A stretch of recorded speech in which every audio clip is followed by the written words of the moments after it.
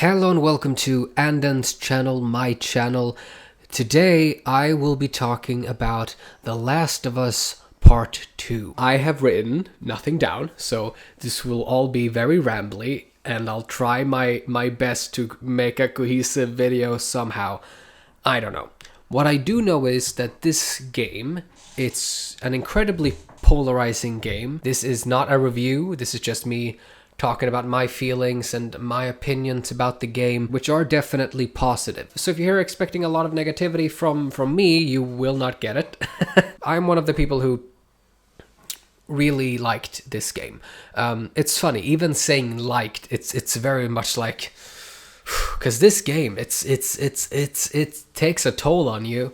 Like, it's been a couple of days now since I completed it, and I'm still thinking about it. I haven't played any other games yet on my PS4 because I'm just sitting there like, I don't feel like playing anything. I guess to keep it like non-spoiler first, if you want to hear like non-spoiler opinions. Although I don't know why you would click on this video if you don't know about The Last of Us 2 yet. The gameplay I loved. I think it was a wonderful evolution compared to the first one. Like, you can jump and you can like fucking fall prone and you can do a bunch. You can like fall backwards prone. They give you no tutorial as well. So I remember when I was playing and I'm just like running, and then I see this guy like downstairs, and I'm like, I'm gonna fucking jump, and because I was like, I want to do an Assassin's Creed thing. I didn't think it would work, and then fucking Ellie just and just jumps and stabs the guy. I was just like, holy shit. So while I first thought that the gameplay was very much the same as the first game, it was very fun that over the course of playing the game, I noticed the nuances and stuff of the actual combat gameplay and ways that it had sort of evolved from the first game. And then of course we have the graphics. This is definitely the most beautiful game that I've ever played. I mean, all the animations and the acting and all of the artists involved in this game, it's incredible. Yeah, I mean, I don't even know what to say about the graphics because it's literally right there. Like, it's the most beautiful thing you've ever seen, and it's just. Whew. But of course, graphics and gameplay, that's all fine and dandy. What about the story? The story is definitely what's causing all of the controversy. I had an interesting moment at work the other day, because I started talking about The Last of Us Part 2, saying that I've completed it and it's over, and then my coworker was like, "Oh yeah, you know, I've been interested in that game. Do you think I should get it?" And I had to stop for a few seconds and think, like, do I recommend this game? Like, do I want him to be put through what I have been put through? All of those emotions and the sadness. So that was kind of funny to me, because I think the game is absolutely amazing. I don't know if it's a 10 out of 10 experience, but it's definitely an amazing game. But I still had like a bit of hesitation of like, oh my god, do I want my friends to have to endure this? But of course, since most of what I want to talk about is the story, there will be spoilers. Okay, so in this game, we play as Ellie, and we play as another character named Abby.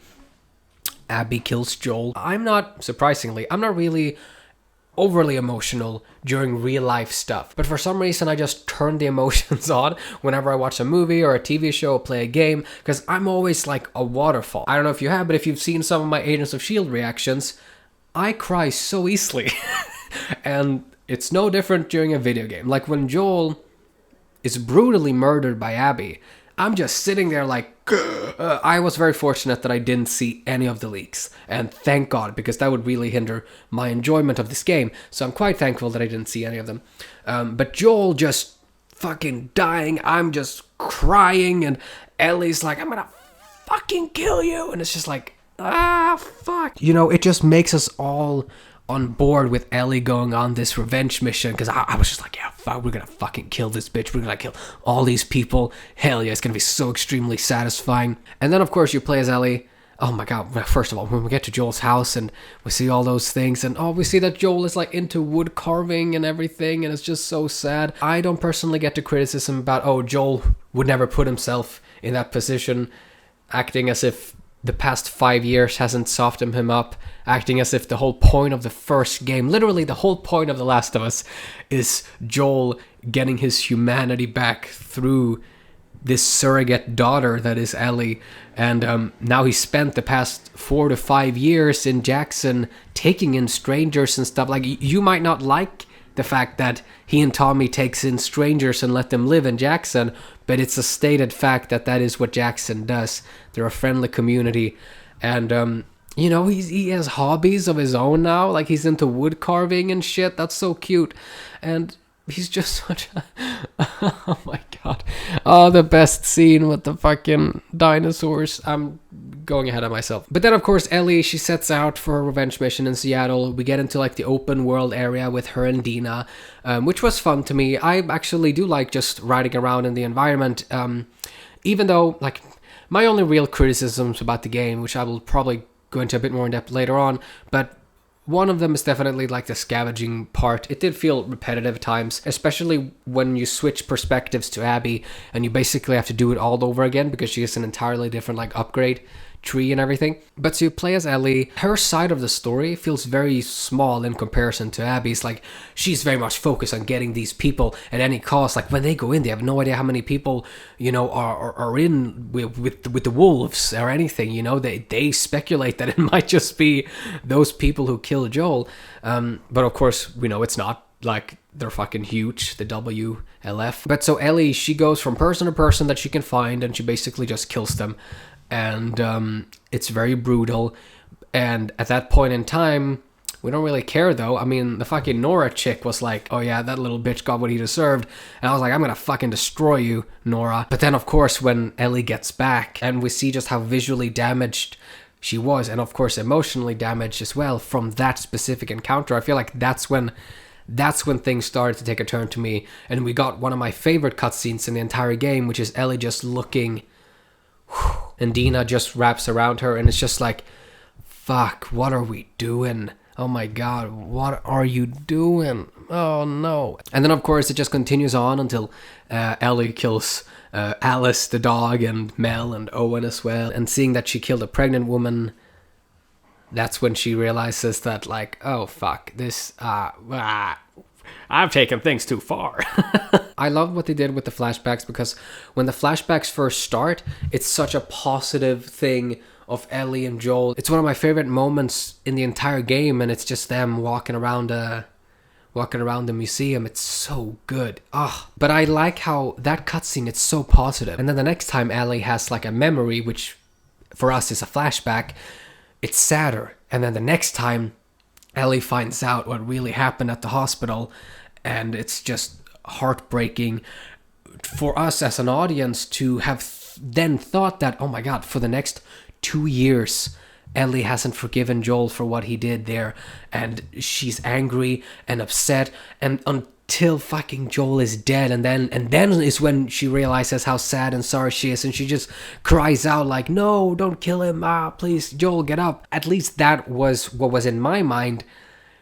At that point in the game, I was just like, oh my god, Joel died when Ellie was still angry at him, and it's all for nothing. Fuck. Of course, later on, we find out that that's not the case. In fact, it's even sadder. And then Abby, of course, she barges in. She's like, you killed my friends, we let you both live, and you wasted it. And then, bam, flashback time again. But this time, we're playing as Abby. And I was like, I don't want to play as this fucking... I don't care if she's younger. I don't care what her goddamn backstory is. I want to kill her. Duh. I've come this far. And then, of course, the further along the backstory we get, we see her dad, and, they're saving a zebra, which I find funny because it's such a simple way to get sympathy, It's like, he saved a zebra, this saint of a man. But, I mean, it's effective, and I totally bought into it. I was just like, oh my god, oh no, this is all so sad. And then Owen shows up, and then we find out that Abby's dad is the doctor who Joel murdered. And I mean, not only that, she's a fucking Firefly, and as Joel massacred basically all of the Fireflies at that hospital. I remember the first game. I wasn't very kind to the Fireflies. And suddenly, to me, it all made sense. Of course, Abby has spent the past 4 years in this state in need of revenge for this horrible monster of a man murdering almost her entire group of people, but more importantly, killed her dad. I tend to get in the mind of the characters that I play fairly easily. So the longer I played as Abby, I mean, I'm going to be honest, during almost the entirety of the first day of playing as Abby, you know, Seattle day one, I wasn't really a fan of what the game was trying to do. It wasn't until Abby met Yara and Lev when I was like, oh, I get it. I get it now. What I loved so much about this game was how many emotions it managed to bring out of me, emotions that I don't really feel when playing a game. Like, I was heartbroken throughout so much of this game. It just leaves you feeling empty when the game is over. But to me, I don't think that's bad. I love the fact that Joel's murderer, Joel, the fucking murderer of Joel, is Abby. And I like Abby as a character. That's crazy to me. The fact that they managed to do that. Like, at the end of the game, I like Abby and Lev. The fact that they managed to make me feel empathy and sympathy, and even like the person who killed Joel. That's fucking crazy. And yeah, sure, when you play as Abby, they really make a point for the players to like Abby, you know? For me, it was effective. And clearly for other people, it wasn't effective. Of course, a lot of this is up to interpretation because they don't really say everything out loud, which I like because then people can make their own interpretations. But in my mind, the fact that Abby still has nightmares about the death of her father even after she's killed Joel tells me that killing Joel did not bring her the satisfaction that she wanted. It didn't bring her the satisfaction that she thought she would get. Instead, she's still having the nightmares and she's seemingly not over it. In fact, the nightmare about her father, it doesn't stop until after she has saved Yara and Lev and given Yara the medicine and all of that so that Mel can operate on Yara.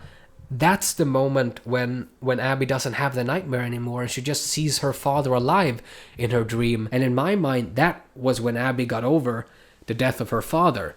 She didn't get over it once Joel was dead. It didn't bring her the satisfaction. It only happened after she saved the kids. I feel like Abby, she was almost using Yara and Lev as like a way to process everything and as a way to get over it, as a way to find a new purpose. It's also my personal interpretation that the reason why Abby is so goddamn yoked, why Abby is so goddamn huge, is because she spent these past 4 years, you know, just training, basically, for the past 4 years. Like, I imagine that was her way of sort of venting away all of her aggressions and anger and sadness over what's happened to her. That's why she turned herself into a fucking machine.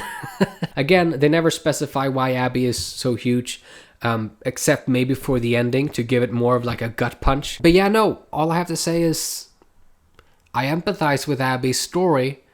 I still find, I mean, her character itself has so many flaws, but in my opinion, that's what makes characters compelling. Ellie also has an incredible amount of flaws as well. The reason why I talk more about Abby than I talk about Ellie, and this is where everything sounds maybe a bit like, whoa, what are you talking about? I liked Abby's side of the story that we played more than Ellie's because Abby's story was bigger. Abby's story had more to do with the world around her. Ellie's story was so narrow and so like, we're gonna get here, we're gonna kill this person. I kind of like the fact that Ellie, throughout the entire thing, she's like, I'm getting closer to you, Abby, I'm getting closer to you now. And we play Abby's day, and she has no idea. She's nowhere near Ellie. I thought that was kind of funny, even though I personally would have liked some more overlapping things, like, oh, we see her in the distance or something. That would have been maybe more fun. So going back to the theater, when Abby just fucking shoots Jesse dead, she didn't even see who walked out the theater. The fact that she managed to do a killing shot, it's pretty damn incredible. Very fast. Naturally, I thought, okay, we've been playing as Abby throughout all this time. Here we go, we're gonna get back to Ellie. But then we don't, and we still are on Abby's perspective, and we have to fight Ellie as Abby.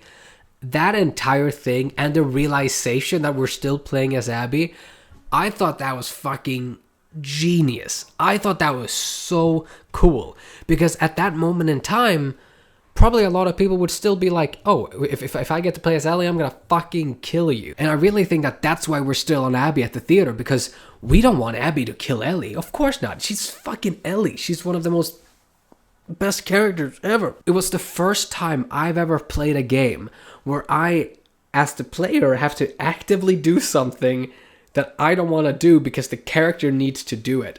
That's what's so fascinating to me about this game. You know, Naughty Dog, they don't give choices in their games, and I see a lot of people talking about the ending being like, we should have been given a choice to be a psychopath and kill Abby. Realizing that I have no choice, I kind of thought that was so effective or everything, and it really pulled out these emotions that I've never had before. I'm like, I don't want Abby to kill Ellie, and honestly, at this point, Abby needs to take care of Lev. I don't want Ellie to kill Abby. Who the fuck's gonna take care of Lev? It's so sad. And then at the end of the fight, Abby is just wrecking shit, and she's beating Ellie the fuck up, and she's also beating Dean up, and I'm just sitting there crying my eyes out. I'm just like, oh, please, just stop. And then she's like, she's pregnant, and you see Abby with her fucking guns, and she's so frustrated, and she's like, good. And I'm like, oh no, Abby, don't. And then Lev is like, no, don't. And for just a second there, Abby thinks about it, and she lets them live for a second time. And she says, I don't ever want to see your face again. And Abby and Lev, they leave the story. And then we get to what I thought was the epilogue of the game. But no, it turned out to be an entire third arc. I didn't like this 2 years later section. I'm going to assume that it was about 2 years later, because Dina would have to have given birth to the baby, and the baby looks about, I don't know, 1 maybe. So in my mind, it's been almost 2 years since everything that went on in Seattle happened. And we see Ellie and Dina trying to live a normal life, and this entire sequence felt so weird to me, because we had just gone from this overly emotional scene, and then we get to this, and I'm like, I don't know what to feel right now. Everything is just weird. And we see that Ellie's suffering from very severe PTSD from everything. Also, I don't see that many Let's Players talking about it, but as soon as we cut back to Ellie, and it is like a year later or so, and she's sitting there looking at Joel's watch, my first thought was, oh my god, what the hell happened? She's so skinny. Like, she looks so malnourished, and her arms, and it just made me feel so awful. Obviously, the fact that she's so malnourished now, it's the physical manifestation of the fact that she isn't moving on and she can't let go. I don't even know if it's strictly revenge. It almost felt more like it was she looks like a drug addict, basically. To me, it was almost like it's this form of addiction of like, oh, I have to finish it. Like, it's all I have. She even leaves Dina and the child. And I'm just like, fucking let it go. Oh my god, no, don't do it. Don't. Because at this point, I don't want Abby or Lev to die. And I'm like, no, Ellie, don't go looking for them, please. And then we cut to Abby and Lev. And we have a good time with these two as they're strolling along a city in fucking California. I don't know geography. But basically, the important thing there is that we find out that the Fireflies are still alive. They're still alive. And Abby and Lev, they're gonna head to the Fireflies. And I'm like, oh, that's great news, you guys. Yay. And then, bam, the game introduces a third faction. And Jesus Christ, and it's even more gameplay. I was not really a fan. If I give any criticism of the game, my actual real criticism of the game, it's the game's pacing, which I've seen a lot of people have a problem with, and honestly, so do I. I feel like the game's pacing is very off. Like, I understand the switching of the two perspectives. I understand playing it as Abby for as long a time as we did, and at the end, I really had no problem with how long we play as Abby. My problems with the pacing is mainly here in the third act. We all knew that we were at the end of the game, so the fact that they still introduced so many combat encounters, I'm like, oh my god, give it a break.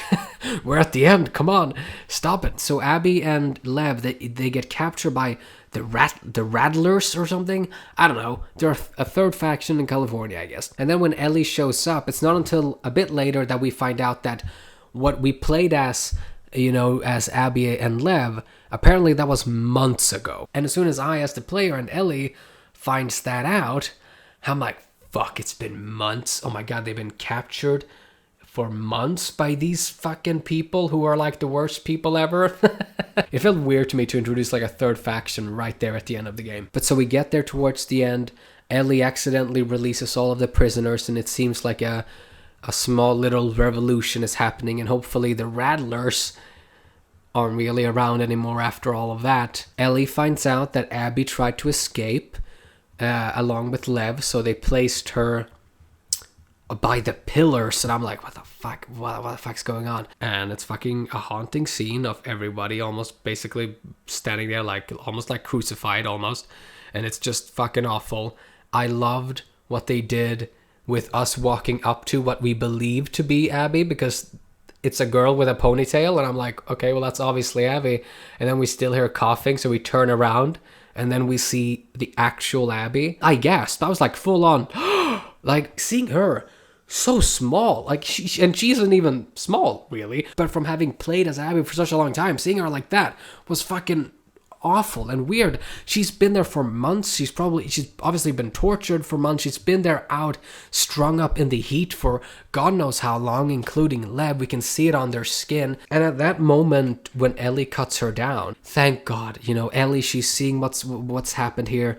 She knows that they've all, long ago gotten what they deserve, just fucking let it go. Abby then goes and she saves Lev, and that's how we know that Lev is still here, and it hits you even more when she's trying to pick her up, and Ellie just looking so conflicted about everything, and then they're just walking together up to the boats.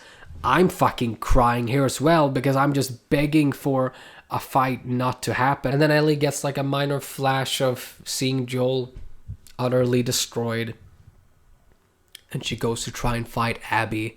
Abby refuses to fight until Ellie threatens Lev's life. I believe that Ellie is so lost, she's so mentally destroyed over everything that's happened. She seems to fully believe that she needs this fight. She cannot move on in this life if she hasn't taken the life of the person that killed Joel. Against Abby's will, they begin the fight. I literally put down the controller and stopped pressing square, because I wanted to see what would happen. Just if there was a choice not to fight. Of course, there wasn't a choice not to fight. I died and I had to redo everything. So then I just kept on pressing square. Meanwhile, I'm a fucking waterfall. And then Ellie basically wins and she drowns Abby. And then Ellie gets another flash of Joel, but this time it's him sitting, playing the guitar. At first, I was just so relieved that I was just like, thank God. Thank God you didn't kill her. Like, there's been so much death in this game. Like, there doesn't have to be more death. Just stop. And she does, and she breaks down. And Abby and Lev, they travel onwards to The Last of Us 3. I'm just kidding. Ellie gets home. I think she's maybe 20 years old at this moment in time. My God, Ellie's only like 20 years old. That's fucked up. And then we have the moment where Ellie tries to play the guitar. I didn't even realize that until I started doing the chords thing, and she can't play all of the notes, and I'm already crying. So now I'm crying even more. And then we get the flashback of Joel, where Ellie says that he should have let her die there in the hospital. Her life would have mattered. And then Joel says that if he was in that position again, he would have done the exact same thing. And Ellie says that she does not know if she can ever forgive him for that, but she would like to try. And that's when it hit me like, oh, okay, that's why she had that flashback of that specific memory. I don't believe that Ellie forgives Abby. I just believe that finally, after all this heartbreak and all this murder and violence, finally, at that moment, even though Ellie can't forgive Abby for what she's done, she moves on. See, it's been a few days since I completed this game, And even still talking about it, talking about these characters and talking about it, it still makes me emotional. That's never happened before. And then she leaves the guitar and just leaves her house. And we don't know where she's going. I would hope that she's going back to Jackson, and maybe this will repeat itself with Dina. Maybe Dina can't forgive Ellie for what she's done, but one day maybe she can try. Or she just walks on her own for a bit, but I do believe that one day she'll come back. The Last of Us 2, this isn't the story that I wanted for The Last of Us 2, but it's a pretty amazing story. I mean, more so than story, it's about the actual characters and the way that the characters are written. I think it's so good. I need to see more of Abby. That's crazy to me. I need to see more of Abby and Lev. And I'm so glad that I watched the spoiler cast at Kind of Funny with Ashley Johnson and Troy Baker and Neil Druckmann, where they talk about the ending there a bit, and it's basically confirmed that the new ending screen, they made it. We don't know if the Fireflies are still there, but Abby and Lev, they made it to the Fireflies. Because my god, all of these characters just suffer so much, and it's such a depressing story, and it makes you feel so uncomfortable at times. But I don't see why that's a bad thing. I feel sorry for all of the people who couldn't let the fact that Abby killed Joel go. Like, the fact that was all Abby was to the players, even after having finished the game. Like, I don't know. I'm a person who's very easily like sympathetic and empathetic, and I do believe that I can put myself into the minds of other people to see how they feel and why they do what they do. Yeah, I don't know what I'm trying to say. I don't want to make a video trying to defend the game, because I don't believe the game needs any defending. I think it's an amazing experience. An amazing experience that I still think about even now, even though it's been several days, and it still gets me whenever I think about it. I also think that Ellie not being able to play the guitar anymore might also symbolize the whole letting go of Joel. And Joel had such an important part of this story. He was so important to the story. This entire game is about Joel. This entire game is about the effect that Joel has had on other people. Oh, when they're in that capsule, of course I fucking cried there as well. When they're in the little thing. I really like this game. It wasn't a fun game. It was a very tough game to get through at some parts, but to me that's not a bad thing. That's I think Naughty Dog took like a lot of risks when making this game. A lot of narrative risks. For me it paid off, and for other people it didn't. And I think that's completely fine. You know, not everybody can like a story, otherwise it's just a Marvel movie. It's definitely a game I'm going to be thinking about for a long time. But should they ever make a Last of Us 3, I need to know what Abby and Lev are doing. And that's controversial, you know. People would never want to see Abby again, but I hope that Naughty Dog doesn't care about that. You want to know what my pitch is? Here's my wonderful pitch about The Last of Us 3. So, Abby and Lev, they're at the Fireflies, and they get news that there is a doctor who believes he can create a vaccine. However, this doctor, he is in Europe. That's right. So we can finally leave America, and we can see how other parts of the world looks with this infection. Now, Abby knows that Ellie is the person who's immune. Obviously, if they want to make a vaccine and help this doctor, they're gonna need someone who's immune. Here we go. So Abby and Lev, they have to travel to wherever Ellie is, if she is in Jackson. That would be very funny and very dramatic. And then we get this fun game where things aren't just dire, you know, because this game was so dreary. We need something more hopeful. We need like a redemption arc or like a hopeful story. So how about Abby and Ellie are teaming up now? They are everybody loves, you know, the whole begrudging duos. It'll be so good.